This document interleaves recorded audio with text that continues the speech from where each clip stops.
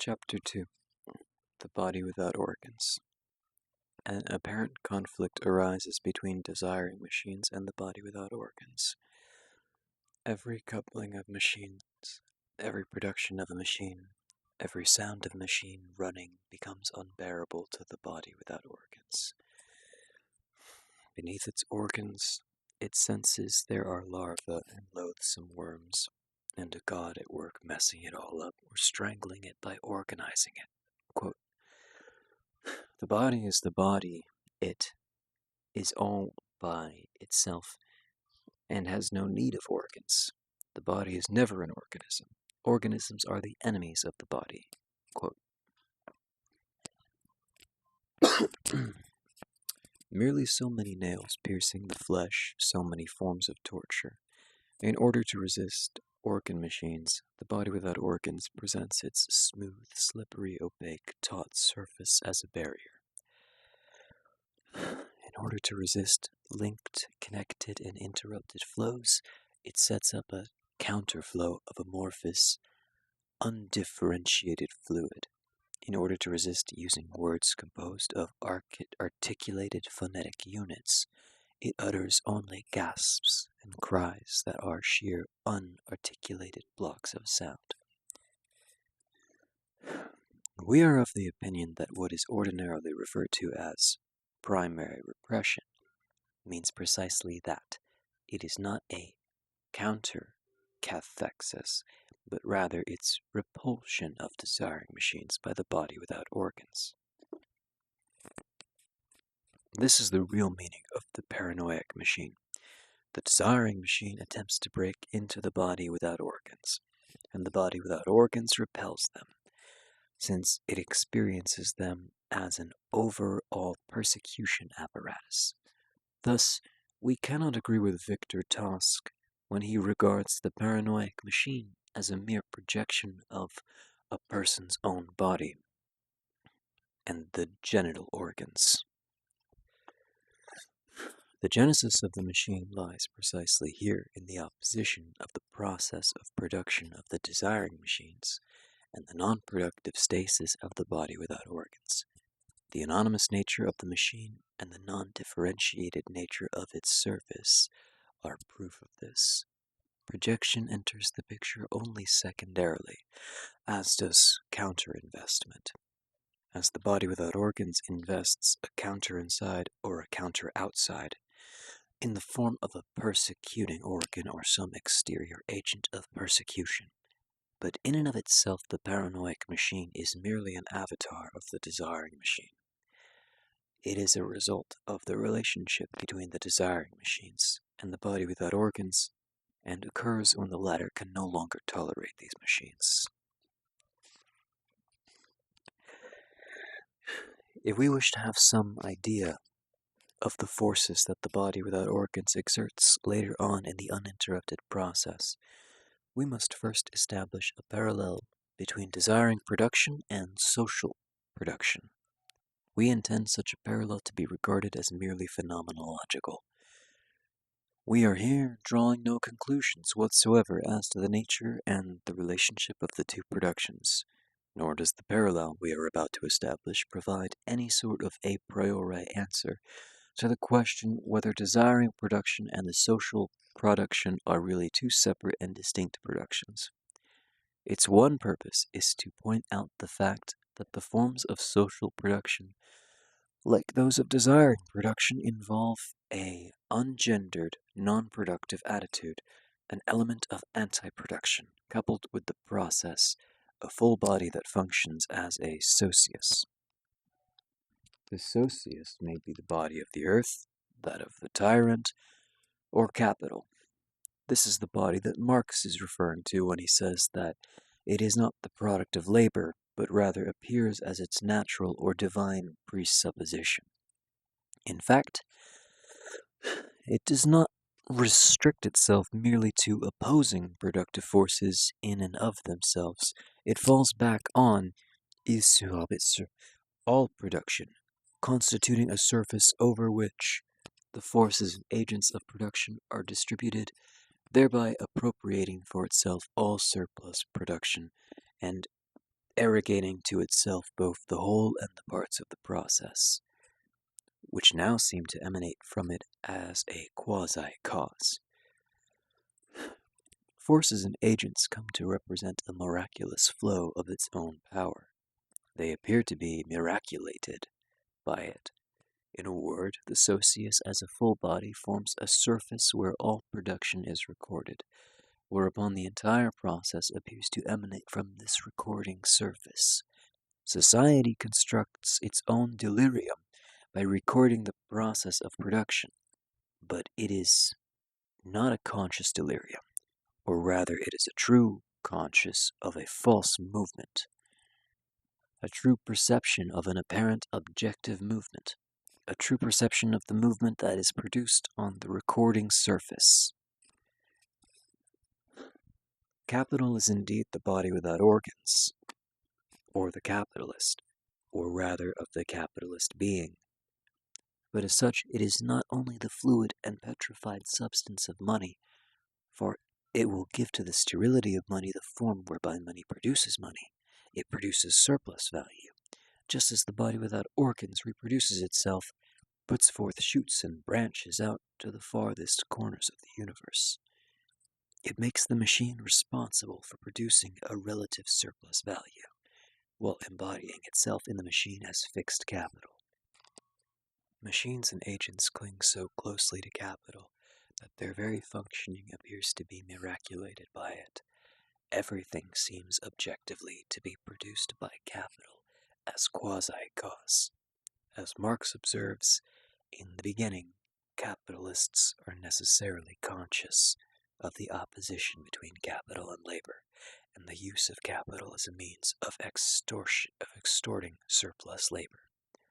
But a perverted, bewitched world quickly comes into being as capital increasingly plays the role of a recording surface that falls back on, se rabat sur, all of production. Furnishing or realizing surplus value is what establishes recording rights. Quote,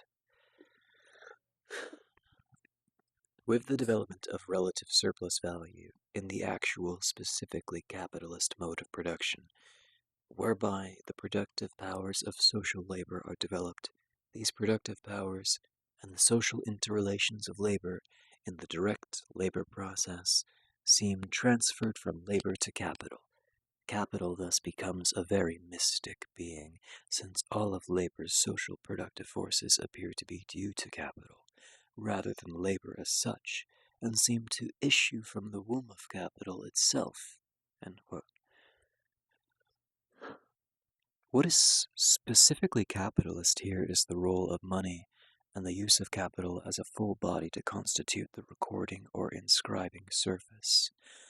But some kind of full body, that of the earth or the despot, a recording surface, an apparent objective movement, a fetishistic, perverted, bewitched world of characteristic of all types of society as a constant or social reproduction. The body without organs now falls back on se rabat sur, desiring production, attracts it, and appropriates it for its own. The organ machines now cling to the body without organs as though it were a fencer's padded jacket, or as though these organ machines were medals pinned onto the jersey of a wrestler who makes them jingle as he starts towards his opponent. An attraction machine now takes the place, or may take the place, of a repulsion machine, a miraculating machine succeeding the paranoiac machine. But what is meant here by succeeding? The two coexist, rather, and black humor does not attempt to resolve contradictions, but to make it so that there are none, and never were any. The body without organs, the unproductive, the unconsumable, serves as a surface for the recording of the entire process of production of desire, so that the desiring machines seem to emanate from it in the apparent objective movement that establishes a relationship between the machines and the body without organs. The organs are regenerated, miraculated on the body of Judge Schraber, who attracts God's rays to himself.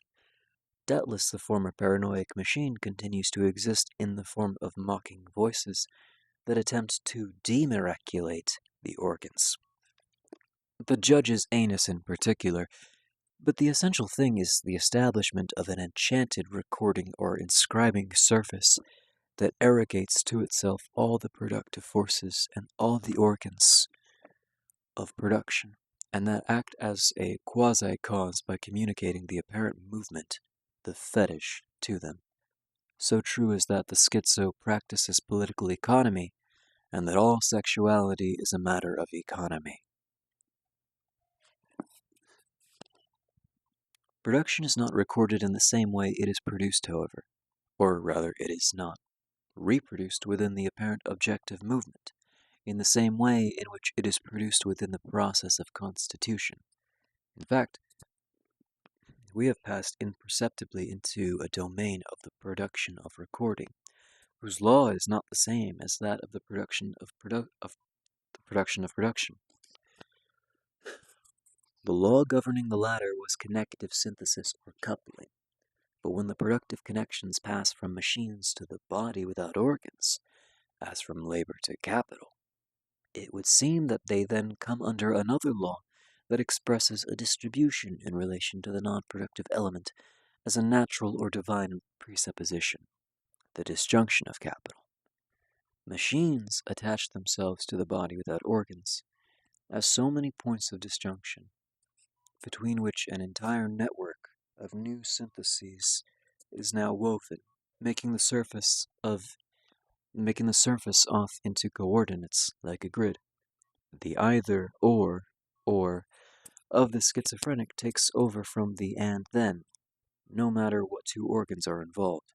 The way in which they are attached to the body without organs must be such that all the disjunctive syntheses between the two amount to the same on the slippery surface, whereas the either or claims to mark decisive choices between immutable terms. The alternative, either this or that. The schizophrenic either or refers to the system of possible permutations between differences that always amount to the same as they shift and slide about, as in the case of Beckett's mouth that speaks and feet that walk. Quote, he sometimes halted without saying anything. Either he had finally nothing to say, or, while having something to say, he finally decided not to say it. Other main examples suggest themselves to the mind. Immediate, continuous communication with immediate redeparture. Same thing with delayed redeparture.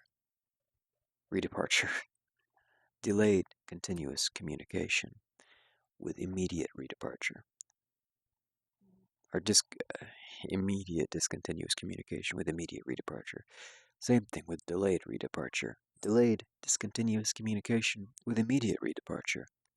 The possessor of the most touchingly meager capital, Malone's belongings, for instance, inscribes in his own body the litany of disjunctions, and creates for himself a world of Paris, where the most minute of permutations is supposed to be a response to the new situation or a reply to the indiscreet questioner.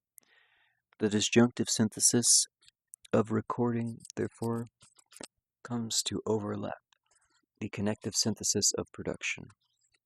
The process of production extends into the method as method of indescription, or rather, if what we term libido is the connective labor of desiring production, it should be said that part of this energy is transformed into the energy of disjunctive inscription. Newman. A transformation of energy. But why call this new form of divine energy? Why label it Newman, in view of all the ambiguities caused by a problem of the unconscious that is only apparently religious? The body without organs is not God, quite the contrary, but the energy that sweeps through it is divine. When it attracts to itself the entire process of production and serves as its miraculate, enchanted surface, inscribing in it each and every one of its disjunctions. Hence the strange relationship that Schreber has with God. To anyone who asks, Do you believe in God? We should reply in strictly Kantian or Schreberian terms. Quote, of course, but only as the master of the disjunctive syllogism, or as its a priori principle. God defined as the omnitudo realitatis, from which all secondary realities are derived by a process of division. End quote. Hence the sole thing that is divine in the nature of an energy of disjunctions. Schreber's divine is inseparable from the disjunctions he employs to divide himself up into parts. Earlier empires, later empires of a superior god, and those of an inferior god.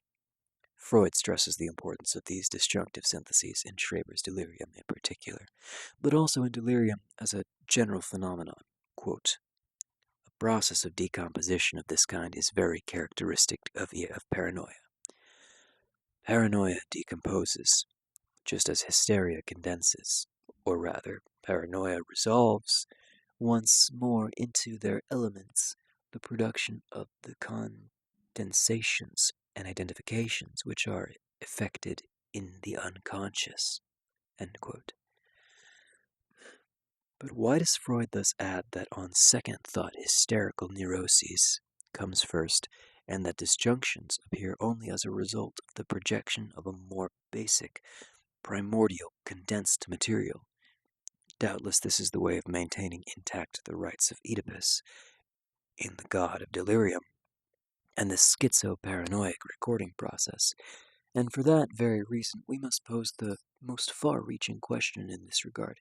Does the recording of desire go by way of the various stages in the formation of the Oedipus complex? Disjunctions are the form that the genealogy of desire assumes.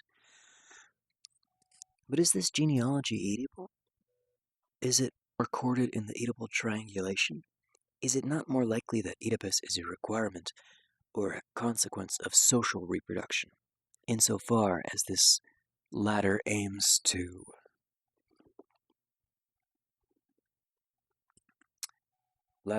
at domesticating a genealogical form and content that are in every way intractable?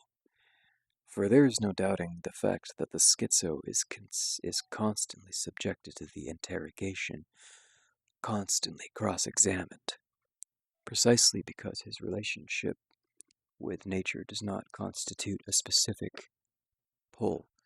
The questions put to him are formulated in terms of the existing social code. Your name, your father, your mother.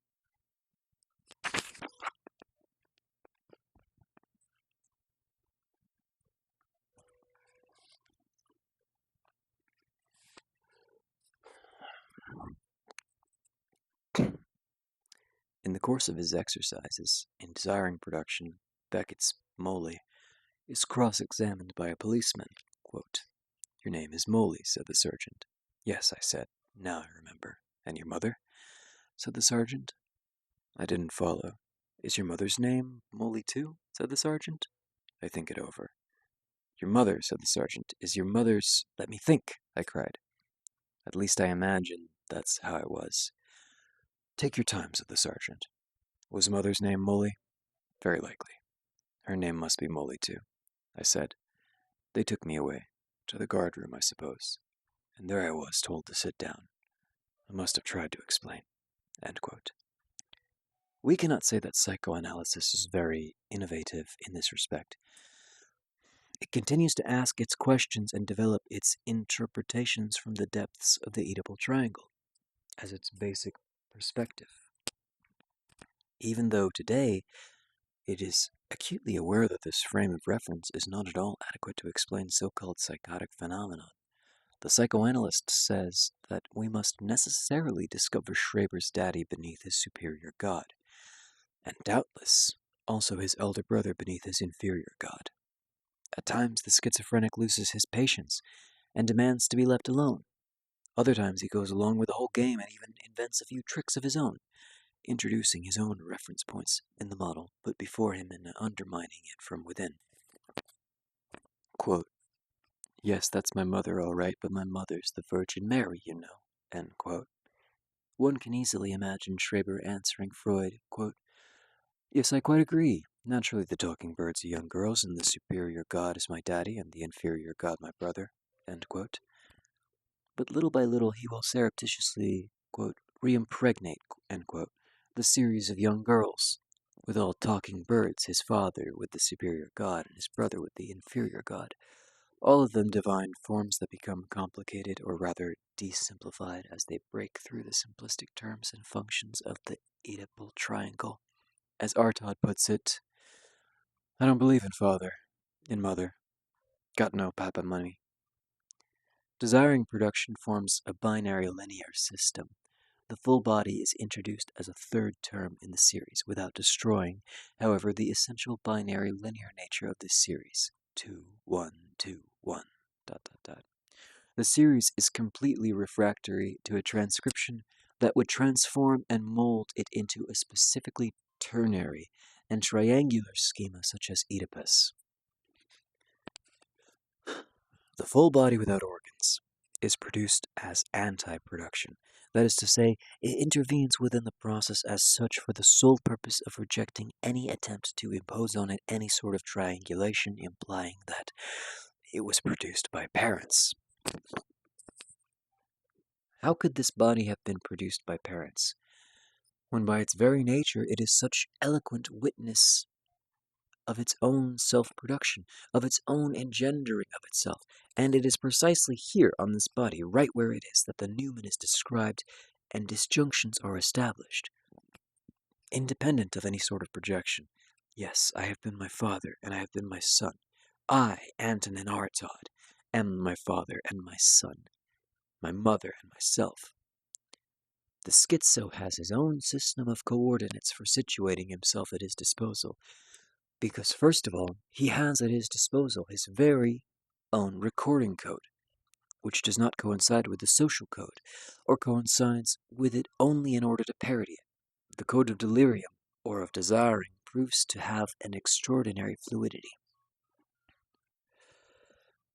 It might be said that the schizophrenic passes from one code to the other, that he deliberately scrambles all codes, by quickly shifting from one to another, according to the questions asked him, never giving the same explanation from one day to the next, never invoking the same genealogy, never recording the same event in the same way. When he is more or less forced into it and is not in a touchy mood, he may even accept the banal Oedipal code, so long as he can stuff it full of all the disjunctions that this code was designed to eliminate. Adolf Wolfie's drawings reveal the workings of all sorts of clocks, turbines, dynamos, celestial machines, house machines, and so on. And these machines work in a connective fashion, from the perimeter to the center, in successive layers or segments. But the explanations that he provides for them, which he changes as often as the mood strikes him, are based on genealogical series that constitute the recording of each of his drawings. What is even more important, the recording process affects the drawings themselves, showing up in the form of lines standing for catastrophe or collapse, that are so many disjunctions surrounded by spirals. The schizo maintains a shaky balance for the simple reason that the result is always the same. No matter that the disjunctions, although the organ machines attach themselves to the body without organs, the latter continues nonetheless to be without organs, and does not become an organism in the ordinary sense of the word. It remains fluid and slippery. Agents of production likewise all right on Schreber's body and cling to it. The sunbeams, for instance, that he attracts, which contain thousands of tiny spermatozoids. Sunbeams, birds, voices, nerves enter into changeable and genealogically complex relationships with God, and forms of God derived from the Godhead by division.